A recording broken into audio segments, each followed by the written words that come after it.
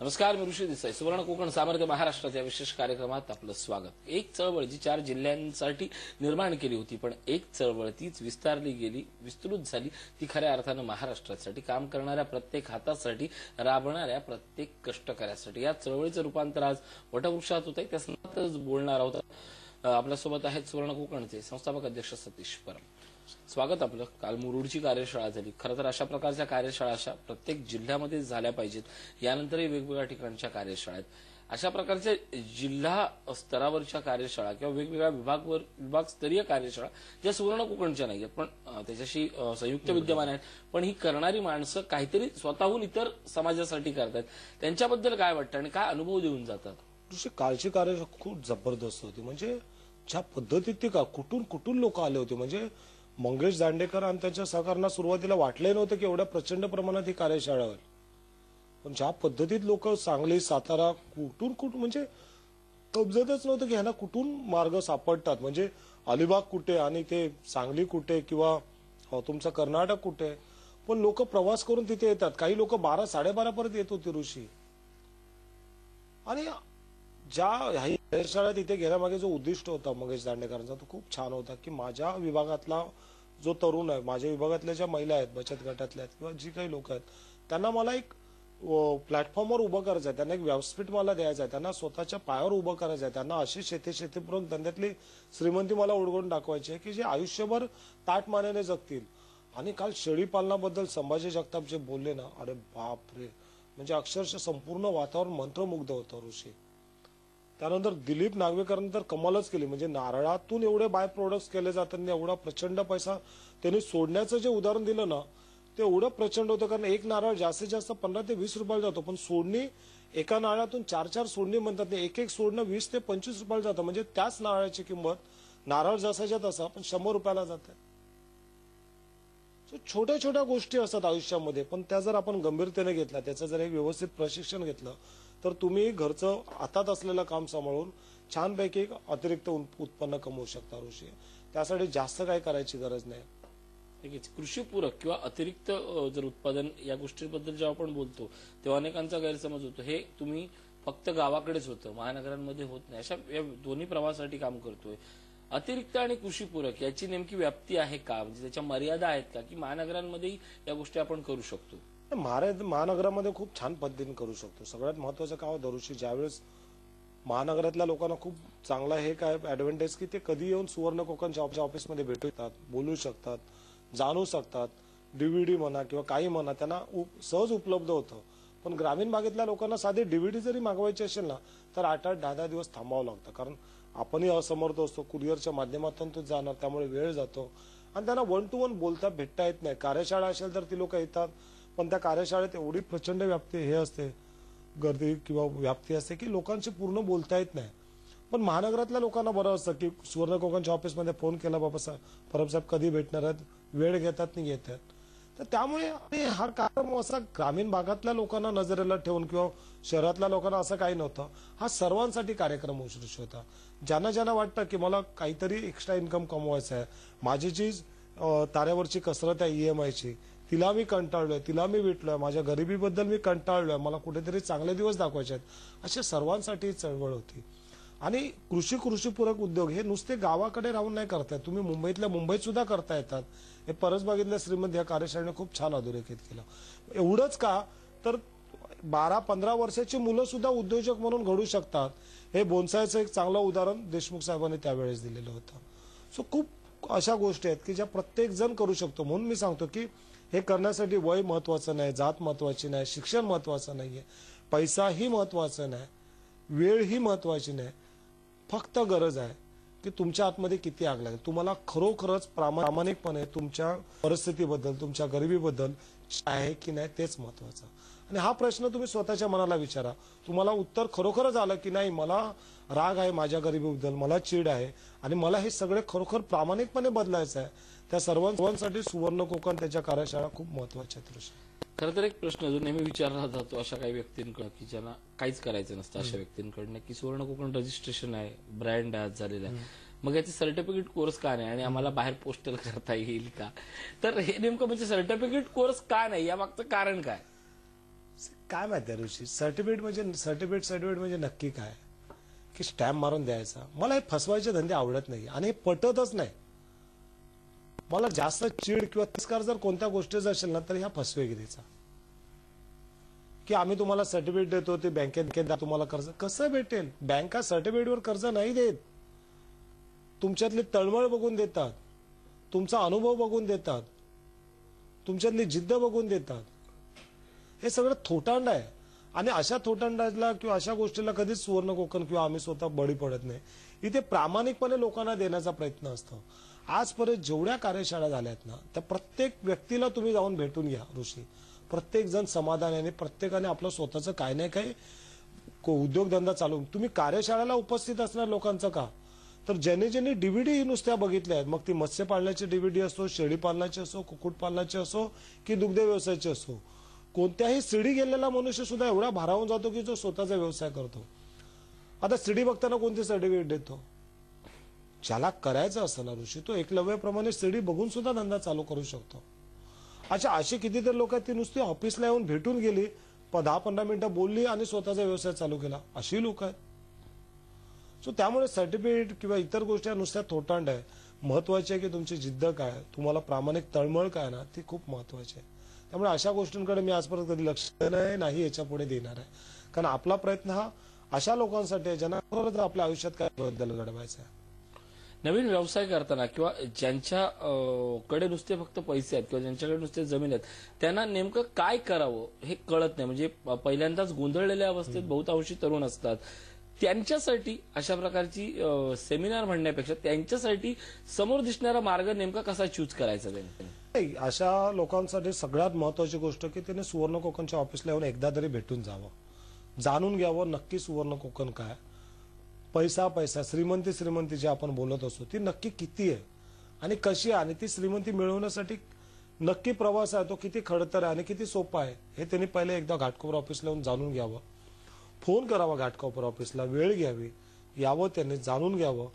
एकदा का त्यांनी ठरवलं की मला होय माझ्यासाठी हा जो व्यवसाय म्हणजे तो मत्स्यपालन असो किंवा शेळी पालन किंवा हा माझ्यासाठी कम्फर्टेबल आहे, मी मुंबईत किंवा कुठेही राहून किंवा छोट्याशा जमिनीत सुद्धा करू शकतो, त्यांचं त्यांनी. मी सांगण्याताना काय होतं माहिती आहे ऋषी, आपण आपले विचार त्यांच्यावर लादतो, तर तसं नाही झालं पाहिजे. त्यांचा आतमधून आवाज आला पाहिजे की होय हे क्षेत्र माझ्यासाठी खूप महत्वाचं आहे आणि ह्या क्षेत्रात मी कम्फर्टेबली काम करू शकतो. एकदा का त्यांनी ते ठरवलं ना तर त्या धंदा उभा करण्यासाठी लागणारी सगळी मदत ही सुवर्ण कोकण करते. आपण आपले कम्फर्ट झोन शोधत असताना त्या कम्फर्ट झोन मधनं विकसित होण्यापेक्षा त्याच्यातनं आळशीपणाची वृत्ती जास्त वाढते आणि मग कधीतरी कळतं की आपल्याला हे क्षेत्र चेंज करायला पाहिजे किंवा आपल्याला नाविन्याची ओस आज आता आपली संपली आहे का. खरं तर संपलेलं काहीच नसतं, संपलेलं असतं आपण आपल्या कम्फर्ट झोनच्या प्रेमात पडलेलं. हे कम्फर्ट झोन जर तोडायचे असतील आणि एकाच क्षेत्रात राहून कम्फर्ट झोन आयुष्यात कधीही वाढवायचा नसेल, विस्तारायचा नसेल, तर ते क्षेत्र म्हणजे कृषी विषयक क्षेत्र. क्षेत्रातली समृद्धी जाणून घेणार आहोत एका ब्रेक नंतर. पाहत राहा सुवर्ण कोकण, सामर्थ्य महाराष्ट्राचे.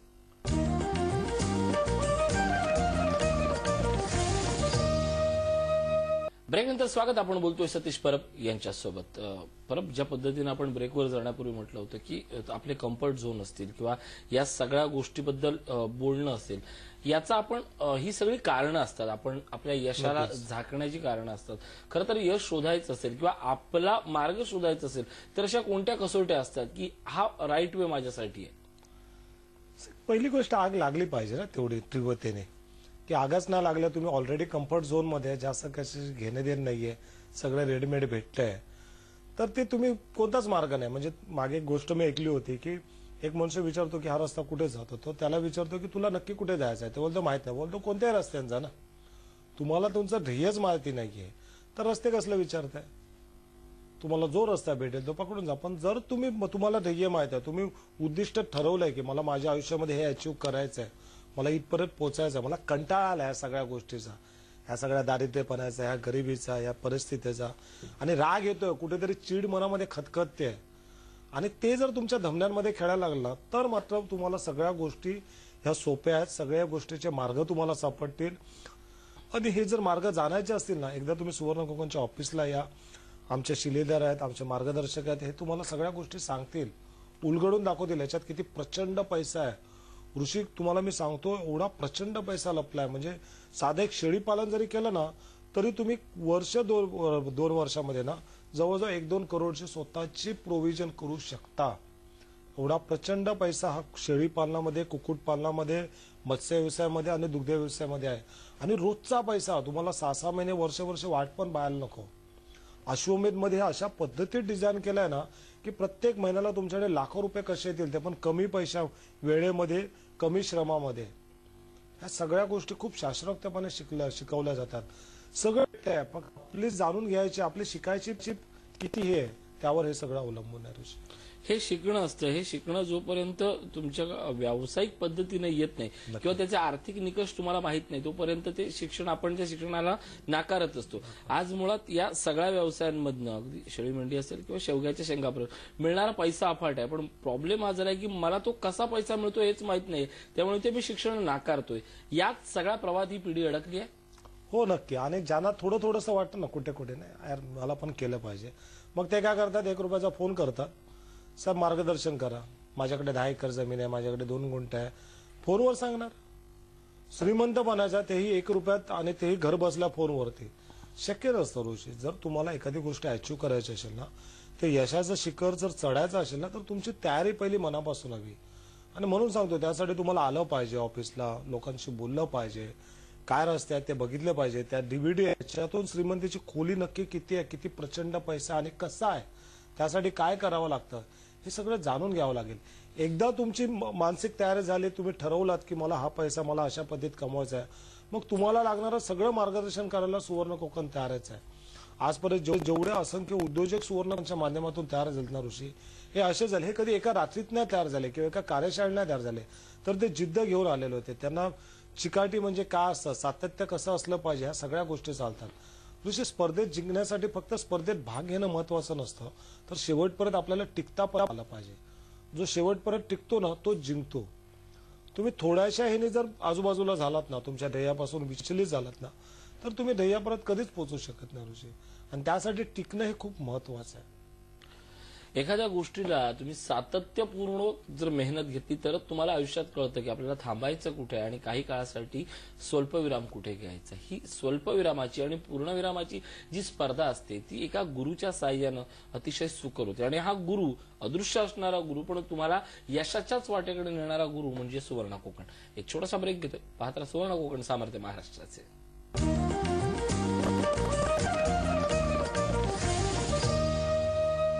ब्रेकनंतर स्वागत. आपण बोलतोय सतीश परब यांच्यासोबत. ब्रेकवर जाण्यापूर्वी तुम्ही एक मुद्दा उजरता बोलून गेला की ऑफिसात येणं, प्रत्यक्ष बोलणं हे तुमचं यश अर्ध्यावर नेऊन ठेवून यातली नेमकी पॉझिटिव्ह एनर्जी काय असते? सगळ्यात महत्वाचं ना की ऑफिसमध्ये ज्या पद्धतीत मांडणे, ज्या पद्धतीत तुमच्यासारख्या समविचारी लोक तिथे आले असतात, ह्या प्रत्येकाच्या अडचणी समजून, प्रॉब्लेम बघून तुम्हाला स्वतःला पहिलं समजतं की माझे प्रॉब्लेम तर काहीच नाही त्यात. आणि त्या दुसऱ्या व्यक्तीची जिद्द, त्याची शिकून घ्यायची प्रवृत्ती बघून आपल्याला आतमधून कुठून तरी हल्ल्यासारखं होतं. त्याच्यानंतर तिथे जे शिलेदार असतात, मार्गदर्शक, स्वतः मी कधी कधी असतो, आम्ही ज्या पद्धतीने त्यांना सांगतो की कशा पद्धतीत श्रीमंती दडली. कारण हे पहिलं पाऊल असतं आणि पहिलं पाऊल पडणं खूप महत्वाचं असतं ऋषी. आणि म्हणून जास्त जोर असतो की जास्तीत जास्त लोकांनी ऑफिसमध्ये यावं. त्याचं कारणच ते आहे की त्यांना जवळून ती श्रीमंती निरखता यावी, त्यातले गांभीर्य काय, त्याची खोली काय ती समजावी, त्यासाठी सगळ्यांना असतात. कारण तिथे गेल्यावर ह्या 20 मिनिटाच्या कार्यक्रमामध्ये किंवा फोनवरती ह्या गोष्टी नाही सांगतायत की कशा पद्धतीत ते मॅनेजमेंट केलं असतं, कशा पद्धतीत आपण त्यांच्याबद्दल पोहोचवतो. त्यासाठी त्यांना तिथे येणं भाग असतं. एकदा का ते तिथे आले, त्यांचं पहिलं पाऊल पडलं की त्यांनी फक्त पहिली 2 पावलं चालवावी, पुढची 100 पावलं चालवायला आम्ही मोकळ्या. कारण सुरुवात कुठेतरी त्यांच्यापासून झाली पाहिजे. आणि त्यासाठी त्यांचं ऑफिसला येणं, सुवर्ण कोकणच्या कार्यालयात येऊन तिकडच्या शिलेदारांशी बोलणं किंवा सगळ्या गोष्टी जाणून घेणं खूप महत्वाचं असतं ऋषी. तेव्हा समजतं की नाही ह्याला खरोखरच कळकळ आहे, एवढ्या लांबून इथे आलाय. लोक कुठून कुठून येतात घाटकोर कार्यालयाला. कोण सिंगापूरवरनं आले आहेत, कोण त्या दिवशी एक जण कतारवरनं आले होते. अच्छा, त्यांची तर गोष्ट खूपच मस्त. 160 जण त्यांच्याकडे स्टाफ आहे. ब्युटी पार्लरचा त्यांचा बिझनेस आहे ऋषी. 1.5 करोडची गाडी घेतली, 25 लाख रुपये फक्त 1 नंबरसाठी त्यांनी पैसे भरले. मुंबईत येऊन करायचं काय तर शेती. मी बोललो का अचानक? तो नाही साहेब, ज्या तुमच्यात 3 ते 4 सीडी त्यांनी तिथे बघितल्या होत्या कतारमध्ये. त्याने शेळीपालनातली श्रीमंती समजली होती, मत्स्य व्यवसायातली श्रीमंती समजली होती, त्याने मला वाटतं परसबागेतील श्रीमंती ही पण सीडी बघितली होती. 4-5 सीडी बघून जर मनुष्य एवढा मोटिवेट होत असेल तर विचार करा त्या श्रीमंतीकडे जाणं किती सोपं आहे ते ऋषी. आणि म्हणून हेच वारंवार आव्हान आहे की तुम्ही एकदा ऑफिसला या, त्या सीडीज बघा, अश्वमेध बद्दल जाणून घ्या, ह्या सुवर्ण कोकणचा एक भाग बना. ह्या उद्योजकीय चळवळीत तुम्ही शिलेदार म्हणून तर का होणार, पण या चांगल्या विचारांच्या, श्रीमंत विचारांच्या संगतीत तुम्ही एकदा या. एकदा का तुम्ही संगतीत आलात ना की तुम्हाला श्रीमंत होण्यापासून कोणी रोखू शकत नाही ऋषी.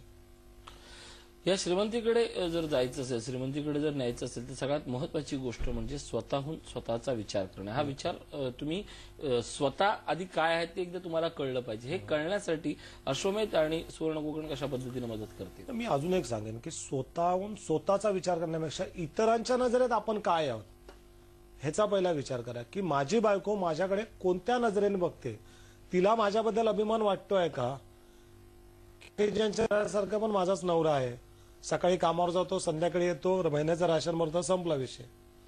माझ्या आई वडिलांना माझ्याबद्दल अभिमान वाटतं का, माझी मुलं माझ्याबद्दल की माझे बाबा एवढे मोठे ग्रेट आहेत किंवा खूप कौतुकाने बोलतात का, त्यांना अभिमान वाटतो का. दुसऱ्यांच्या नजरेत आपण काय आहोत ना हे पहिलं जाणून घ्या, मग समजेल आपण कोण आहोत ते. आणि एकदा का आपण कोण आहे समजलं ना ऋषी, मग सगळे पुढचे मार्ग सोपे होऊन जातात.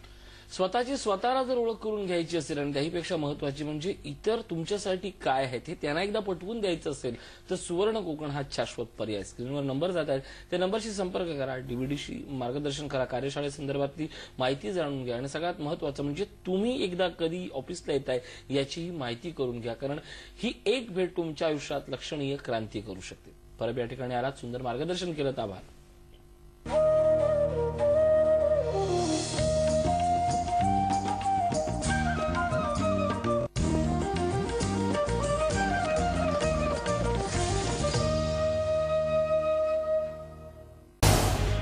झी 24 तास रहा एक पाऊल पुढे.